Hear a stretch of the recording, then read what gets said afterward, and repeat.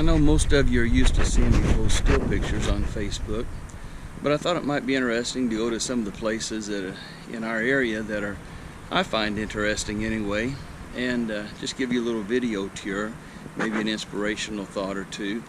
A friend loaned me a GoPro, and so I wanted to try a few different things with it. This is one of them, so you're welcome to let me know what you think about it. The river that you see behind me is the Merrimack River. I'm going to turn around here now so you can get a little better view of it.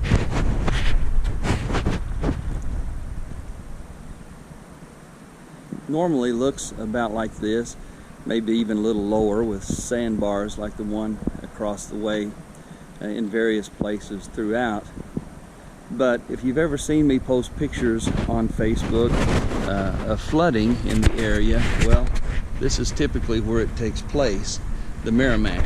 A few years ago, when I was pastoring in Pacific, our church there flooded.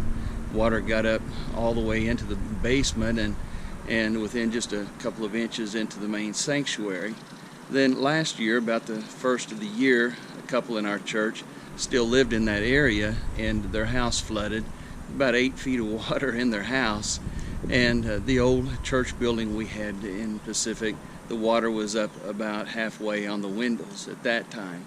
So this river that looks maybe more like even a little stream, not all that impressive, but when the floods come, it gets extremely high and does a tremendous amount of damage.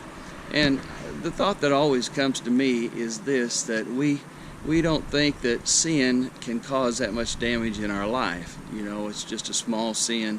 We can control it, so it's no big deal.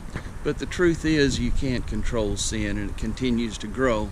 And believe me, the banks of the river of your life aren't high enough or strong enough to hold back the floods of sin.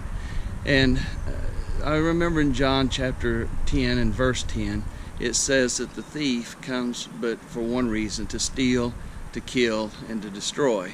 But the good news is that Jesus came that we might have life, and that more abundantly. So I encourage you today, if you have sin in your life, you need to go to Christ and say, I need you to help me get it out.